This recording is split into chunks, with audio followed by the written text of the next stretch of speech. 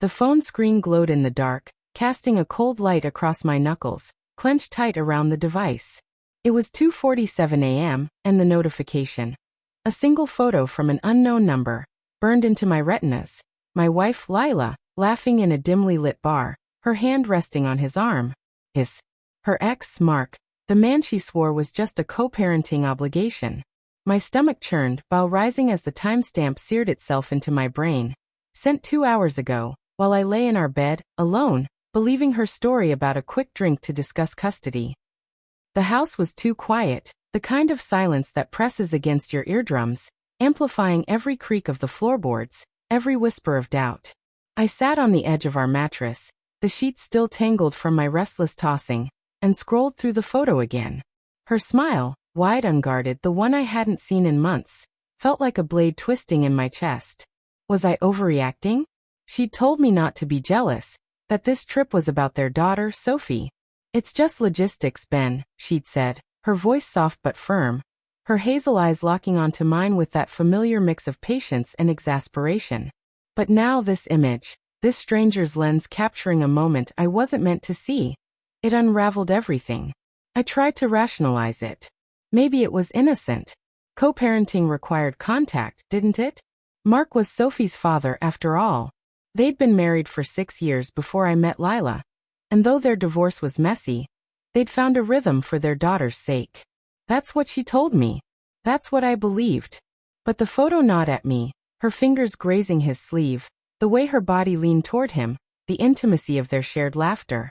My thumb hovered over the call button, but what would I say? Accuse her? Beg for the truth? The weight of not knowing crushed me, and I hated how small it made me feel. The next morning, Lila called from the hotel in Asheville, her voice bright, almost too bright. Sophie's having a blast, she said, describing their hike through the Blue Ridge Mountains, the way the leaves glowed crimson and gold under the autumn sun. I could hear Sophie giggling in the background, and for a moment, I wanted to believe it was just a family trip, nothing more. But then she mentioned Mark, casually, like an afterthought. He's been great with her, you know? Really stepped up. My jaw tightened.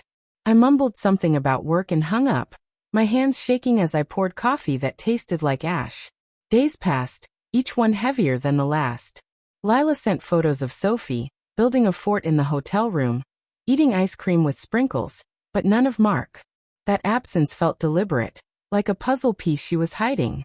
I started noticing things I'd brushed off before.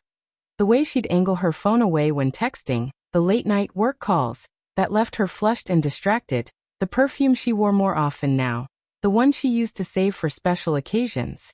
Each detail was a breadcrumb, leading me somewhere I didn't want to go. I couldn't help myself.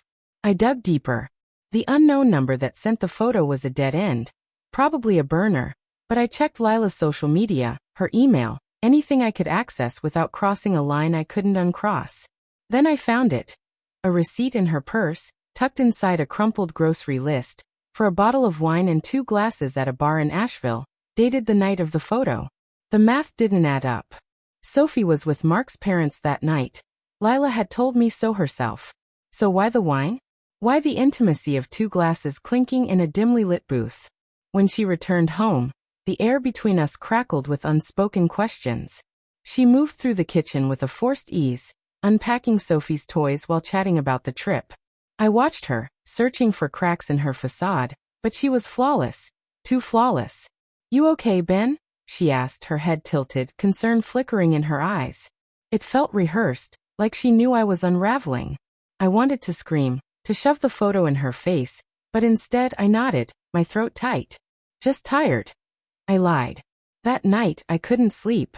The house felt alive with secrets, the walls whispering memories of our 3 years together. Her laughter at my bad cooking, the way she'd curl into me during storms, the promises we'd made. I slipped out of bed and opened her laptop, guilt clawing at me as I typed her password. Her email was open, and there it was, a thread with Mark buried in a folder labeled work. The messages were careful, vague, but one line stopped my heart. I miss how easy it was with you. Sent by her 2 weeks ago. The betrayal hit like a physical blow, stealing my breath. I wanted to believe it was platonic, a moment of nostalgia, but the words carried a weight I couldn't ignore.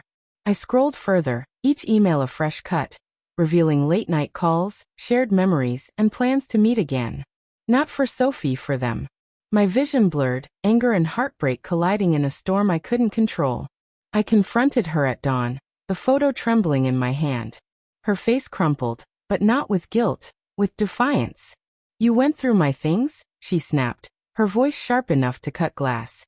She admitted to the drinks, to the conversations, but swore it was nothing physical. "I was lonely, Ben.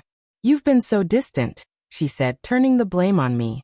Her words stung, but they didn't erase the truth. She'd crossed a line and we both knew it. The argument spiraled, voices rising until Sophie's soft cries from upstairs silenced us. Lila's eyes filled with tears, but I saw something else, relief, like a weight had lifted. "I don't know what I want anymore," she whispered, and that was the real betrayal. Not the drinks, not the emails, but the moment she stopped choosing us. I left that morning, the photo still burning in my mind. As I drove, the mountains in the distance blurred through my tears, and I realized the twist. I wasn't just losing her. I was losing Sophie, the little girl I'd grown to love as my own. The road stretched ahead, empty and endless, and I wondered if I'd ever trust again. Or if I'd always be looking for the next photo, the next lie, waiting to shatter me.